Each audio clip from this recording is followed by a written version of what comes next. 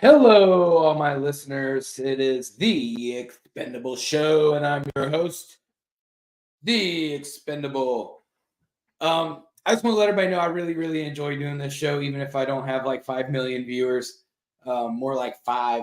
But I still like doing it for y'all. It's fun, and I get to kind of be myself, um, and hopefully entertain a few people here and there. So I hope I do a good job of that, and at least bring you a little bit of information here and there that'll help you, throughout your life or throughout your decision making. I know I haven't done like a relationship podcast in a while. Maybe I'll whip one up here pretty soon. I'm gonna try to get a guest on Sunday. Um, I don't know who that'll be yet, so we'll see. But there is a little bit of news this week. Nothing like super crazy yet, but it's brewing. It's brewing. So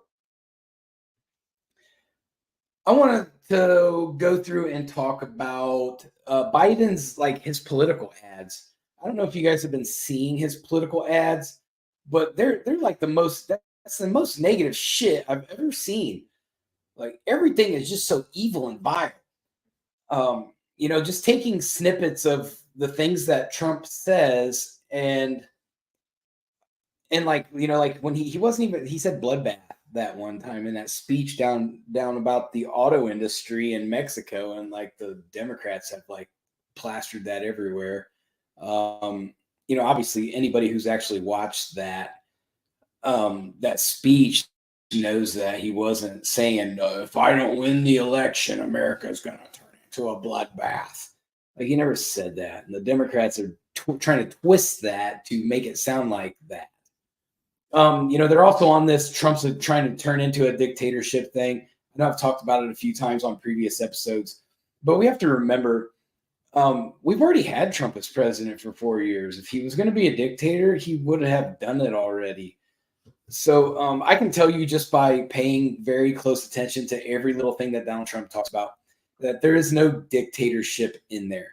Yes, is he going to use executive order when he becomes president on day one? Absolutely. It's no different than Biden did on his day one as president. He executive ordered out 30 some things. So y'all act like this is like something new. Like every president does executive order within their first few days to set their baseline for their policies. And some of his other he's a criminal. He hasn't really been proven guilty of anything yet. So I just think that it's a dirty game. The political world there, it's dirty, and I don't like it. I would much rather them tone down that rhetoric. They keep bringing up the January 6th thing, which Trump. Anybody who, especially if you read my last book, you definitely will know my view on January 6th. For one, if you liberals are really that scared from January 6th, y'all are a bunch of soft ass whiny bitches. I'm gonna tell you that right now. Because if there was a real insurrection, and any conservative will tell you this, because you know what conservatives are good at? They're good at shooting stuff. So if there was going to be an actual real insurrection, there would have been more than just everybody's grandma and grandpa at January 6th and like a few stragglers in between there. Because every time you look at footage of January 6th, you see nothing but older people that are there to support Trump, that were, from what I believe, egged on to go into the Capitol. So if they were really about that insurrection life as a conservative, there would not have been any kickback, especially after Nancy Pelosi refused to secure the building, even with about 3 weeks notice that there was going to be a large crowd in front of the Capitol building. So if there was an actual insurrection, it would have been a lot bigger than that. I promise you that. There wouldn't have been anywhere for anybody to hide, especially with the amount of former military that's on the conservative side. If they wanted to get it done, they would have got it done. So for the liberals to use that in their in their political commercials is a joke. Yeah, how can you fearmonger like one of the, in my opinion, January 6th was like, a warm up to like a kindergarten class. Like you didn't really see um you really would see, anything really big come out of that. I mean, if you did, it would have been bad. Um, and I definitely agree with you there in the comment section there, Valiant Thor.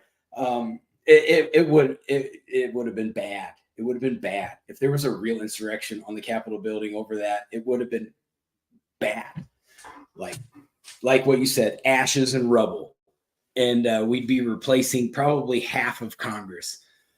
Um, and that didn't happen. It was everybody's grandma and grandpa out there, doing, going out to the Capitol building. And for the most part, it was very peaceful. There's out of the, 90 to 100,000 people that were there, it was very peaceful. So I just think that, I think Biden's, with his political ads, he's getting a little dirty. I don't like it. I think it's a low blow. It shows desperation. Um, so just don't pay attention to those things because it's not relevant. Like Biden's, I think with the amount of lying and misconceptions that Biden does, I don't think a lot of Americans are really buying into anything that comes out about Biden. Um, so I'm not really that worried about it. I just think it's dirty. I think it's dirty what he did, what they're doing with the political ads. So I also want to go through and I was reading a list today about, yeah. I was reading a list of some of the Trump endorsers today, of some of the like the celebrity people, and I thought that the list was kind of it was amusing.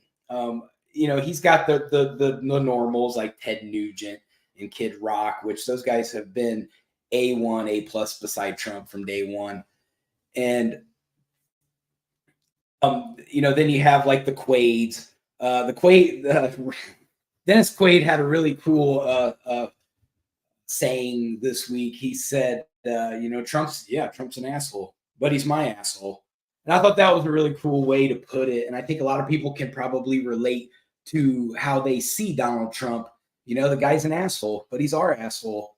And he's getting the job done, and he's going to get the job done again for 4 years.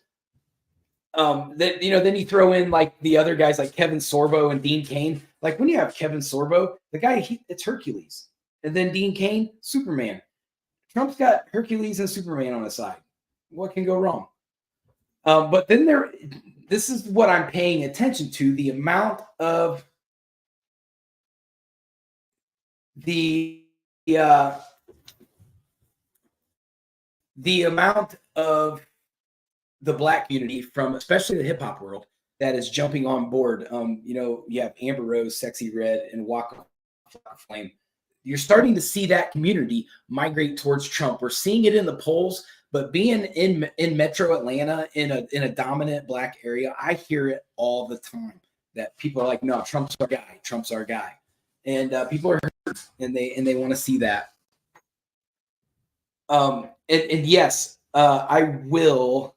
I'm seeing in my comment section. I will at some point go into the court docs, where they do have, the FBI basically has admitted that for January 6th that there were agents involved in the crowd. Which, when you think about our intelligence community, and I've talked about this in my first book, let's talk about American intelligence community.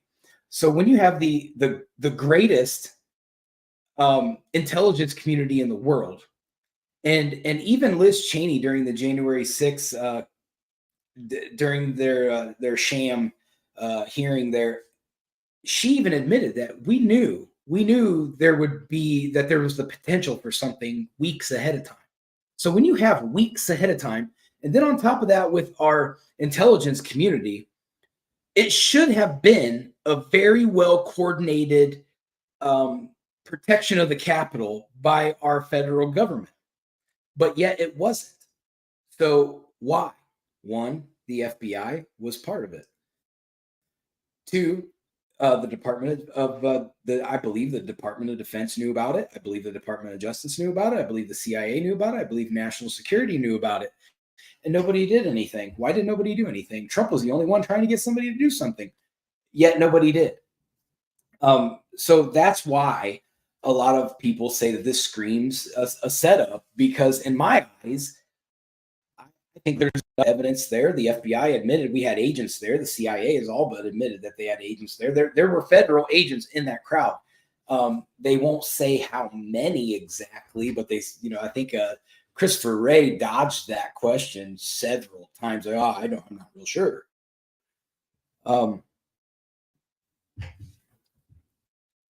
And I'm going to agree with you there. Again, they're valiant Thor. I think the closer we get, the more that the polling doesn't favor Biden.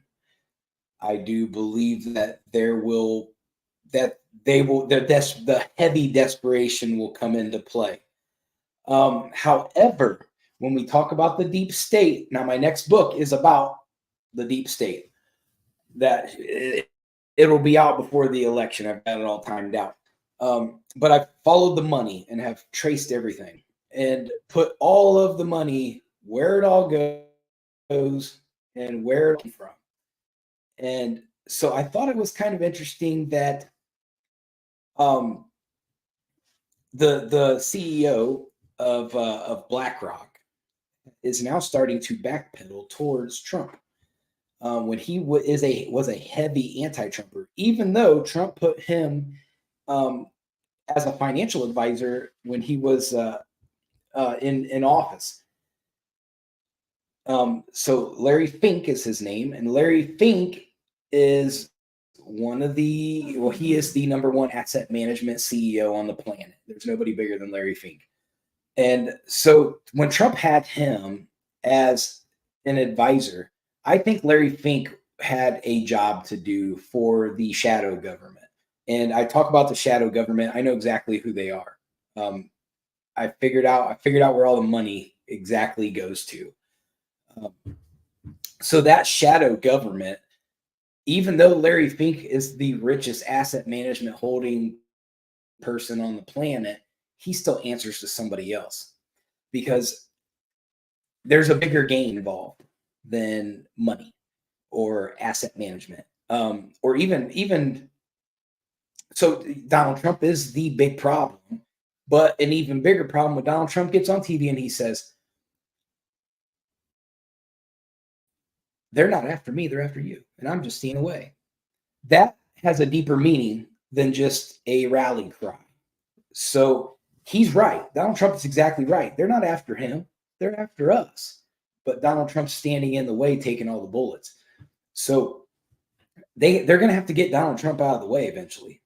But I'm paying attention to what the power brokers in the world are doing as we get closer to the election, because that's going to tell me what the maneuver is likely going to be between several probable scenarios.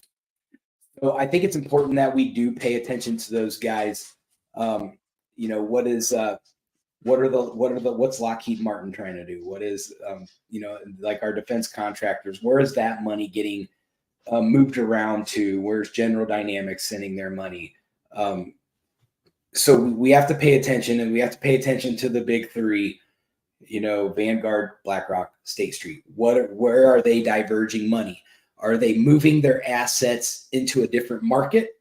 Because that's going to tell you what they're preparing for. If they start to migrate more towards the oil markets, then you know that they're probably going to leave Trump alone, and they're going to cash in on the American oil market. If they don't, if they get further away and go further green, then I think that we're going to see there could be a problem for Trump, and I think the Secret Service will have to be very careful with the next few months. I've heard that narrative of the extraterrestrial, the fake hologram invasion. I don't know. I don't know about that. I think the desperation is big enough that they could try to pull that. Although I don't think that there is going to be. I'm not sure they can fake it. I think they can, but I don't think they will. I feel like we're probably closer to seeing the real deal as opposed to a fake. But you never know. I don't know. I have a brother-in-law that works for Space Force, and he don't ever tell us nothing. So I don't know. I haven't really tried to probe him, but I know he won't tell me anyway. Um, but it is very coincidental that when Donald Trump becomes president, he creates Space Force. And I don't think a lot of people really made a note of that, but I did. Why would and when Biden came in office, he repealed everything that Trump did. And one of the things he did not touch was Space Force. So that tells me that Space Force has a heavy relevance, whether it is high altitude, high orbit missile defense kind of thing from other countries, or whether it is an outer worldly defense mechanism. So I'm not real sure. I think we're close to seeing. I believe we will see extraterrestrials on this planet in my lifetime. That's just my opinion, but I don't have any real facts on that. But I do think there could be something there. So to get back, we're also waiting on Trump to announce his vice president candidate.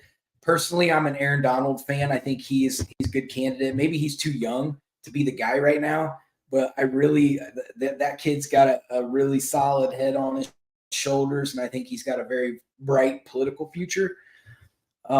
He backs Trump 100% all the time. He comes prepared to congressional hearings. He's got all his facts, all his ducks are in a row.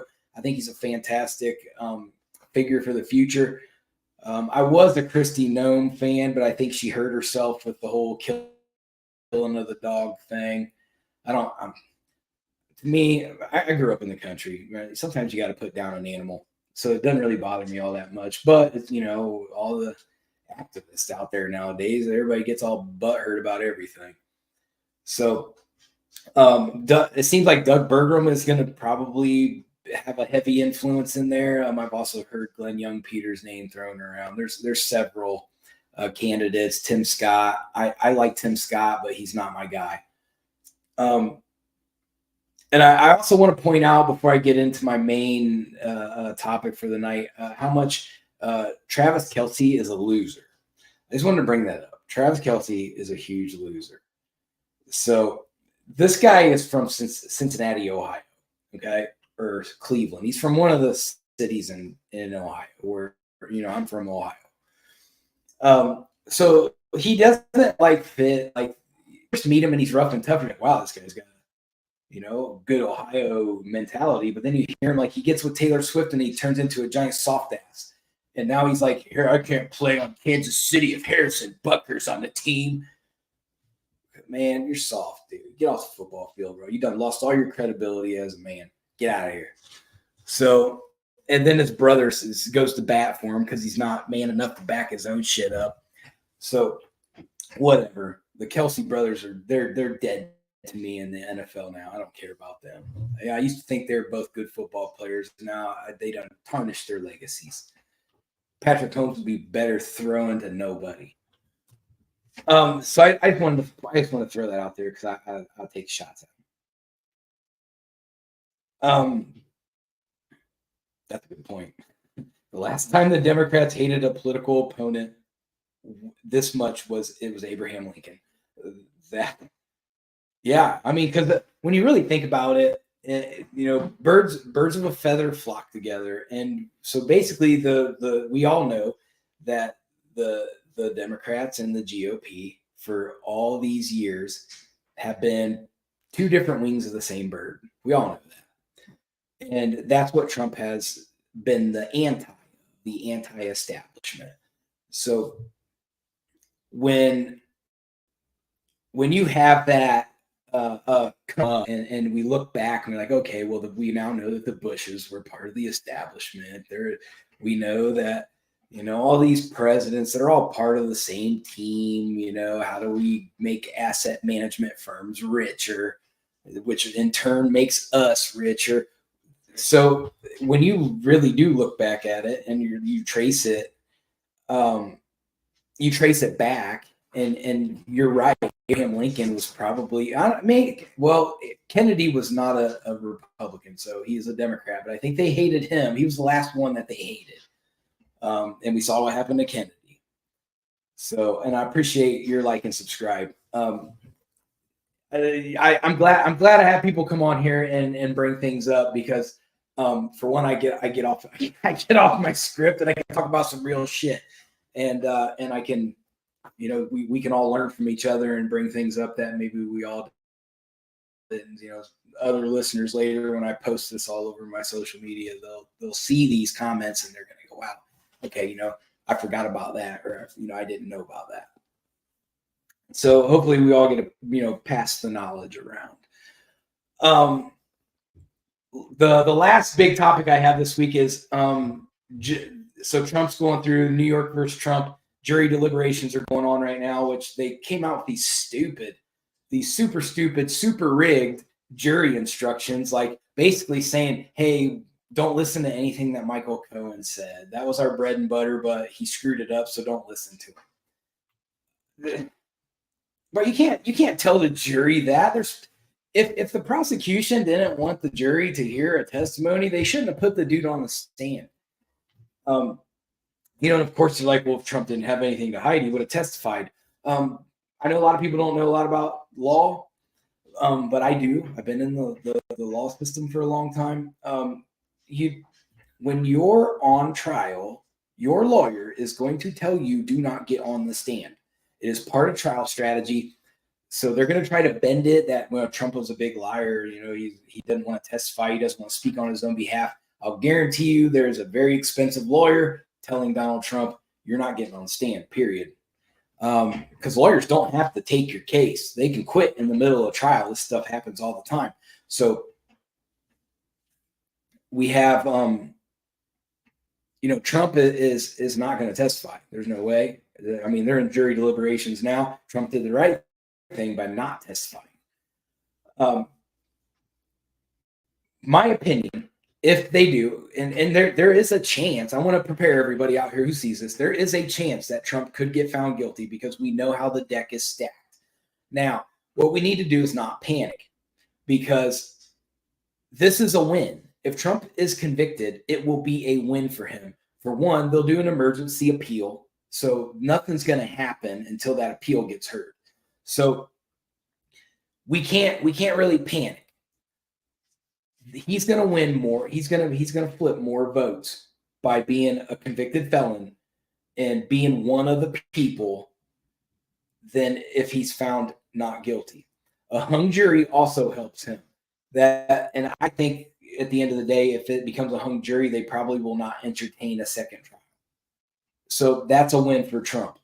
And obviously, if he's not convicted, then it just proves, it validates to the world that it was a witch hunt. So Trump is in good shape, no matter how this turns out. Trump wins the election, no matter how this turns out. A conviction actually is going to do him more good than that. So we really need to be patient and let that play out. Don't nobody do anything stupid because Trump got, found guilty. Just let it play out, because Trump has a very, very good legal team, and they'll file an emergency appeal, and it'll get granted, and it'll go up to the district court, the district Supreme Court of New York, and he has had good luck there. So we just need to let that happen and let that legal system play out. And if it doesn't work, obviously they're going after Judge Alito over those flags that he didn't really have a whole lot to do with, and they're misinterpreting the meanings of them anyway. Trying to make everything's about being a white supremacist and a January 6th supporter, even though neither one of those flag interpretations that they're accusing him of represent that. But we all know how the Democrats play. They play dirty. And that's fine. Because at the end of the day, the truth's going to prevail, and Trump's going to get elected, and he's going to fix all this stuff. So I'm not that worried about it.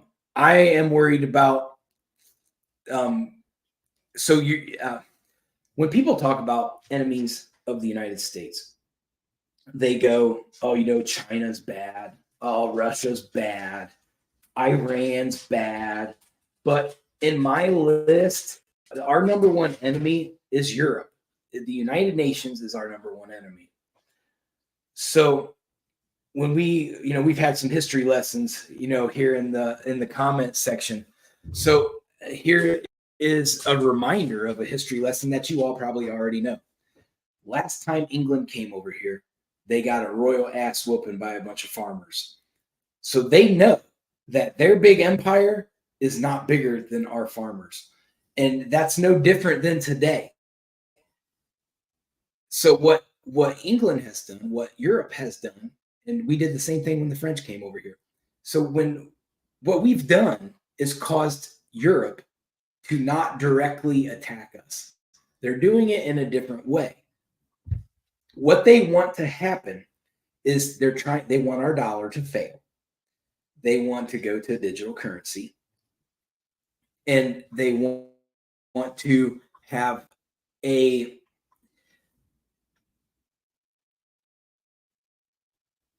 yeah, you're absolutely right. It does. So it does. I mean, what I'm saying right now is going to be considered terrorism, although I'm already on everybody's list already. But I get shadow banned all the time on social media, so I get it. But yeah, they're not going to let you say certain things. But this is what Europe wants to do, and we're going to have to be ready for those things because that we've all heard that they called us conspiracy theorists back in the day. Everybody remember when the New World Order came out, when the Rothschilds were talking about their global government. They've come out and admitted it, but they think we're too stupid to go read transcripts from the World Economic Forum. They think we're too stupid to pay attention to all the time to what guys like Klaus Schwab talk about all the time. They come out and say it. What Laura Ingraham, so Fox is in on it. I'm going to tell you guys this. Fox is in it. They are owned by the same asset management company and as CNN. They're owned by the same asset management companies as MSNBC and the majority of the major news outlets in Europe. They're all owned by the same people. But we have to understand. Laura Ingraham let it slip the other day on the Ingraham angle. She put up an exact quote from Klaus Schwab, and it said, "You all will have nothing, and you all have nothing, and you will be happy about it." Those are Klaus Schwab's words, and Europe wants it. Europe's going to try to take it, and we're going to have to be ready for it. Things are going to get a little hairy. They've been planning this for a long time. The monkey wrench could be China, because China's not really on board. Russia's not really on board. China's trying to be on board. They're trying to weasel their way into that European plan, but Europe's kind of like, hey, you stay over there. You do your thing over there. Russia don't want no part of it at all because they refuse. If you actually watch like Russian news, and because I watch all the news, I watch Al Jazeera because I want to know what they're saying about us. I watch Russia Today because I want to know what they're saying about us. I watch all the news. BBC, I watch Sky in Australia. I want to see what everybody's saying. So when we look at what other countries are saying, when Putin talks and Russia interprets it for Russia Today, he talks about he doesn't want to westernize Russia. He does not want Russia to westernize. And I think he has a point. I'm not going to, sit here and toot Putin's horn because he's got issues. But does he have a similar, somewhat of a point where when we look at our Western culture and how we've allowed, everything bad that happens here, and it starts in Europe, and then we adopt it in California, and then it migrates west. So we have to pay attention to that. And so everything that we do, Europe's already doing it. And Russia knows that. They know they've been paying attention to this, and Putin does not want his people to be that ultra westernized. Russia's a very religious country. They're very Orthodox Catholic, and then the suburb of Russia is very Muslim. So it's a heavy, religious country. Putin is very Orthodox, so we have to understand their way of thinking. We don't have to adhere to it, but we do have to understand that that's how they think. And so that's why Putin doesn't go along with this European plan, is because he knows where this leads. And I'm sure they've tried to get him on board, throughout the course of this couple decades, but that's basically it. But anyway, we I got off topic several times, but it's okay because I want to make all my listeners happy, and I highly appreciate Valiant Thor for getting on there. So I want to share one thing before we get off of here today. So I have it's not so much an endorsement deal; it's like a sponsorship kind of thing. With an energy drink. It's a new energy drink out of California called W. So I'm waiting on like some merch to come so I can wear their shirt and like drink their drink on there. But it's a legit company, and I'm really interested because I'm an energy drink junkie. But I thought about it. I was like, I'll think of some really like cool things to say, so I'll create some like stupid commercials that are cool. So I'm gonna test one out with you guys today. And I was thinking about this the last couple of days, like this would be great. And so the commercial it will go, Dub, the best energy drink out there, made in California, and who knows speeders better than California other than Hunter Biden. So there you go. So actually on my W website, and I'll when I get it all done, I'll put it up there, but the promo code is Hunter Biden. So I thought that was it's a lot of fun. I'm going to do some like TikTok commercials on that and see if I can get a few laughs out of it, or some fuck yous or whatever people want to say. But that's my show for the day, and I'll be back Sunday, and I'm going to have some I'm going to do my best to get a guest on here, somebody that we can either learn something from or make fun of. So everybody be safe out there. Know where your kids are at. Watch out for danger. Drive safe. Don't drink and drive. It's nice out. Everybody be safe out there. So I will check you guys on the flip side. Peace.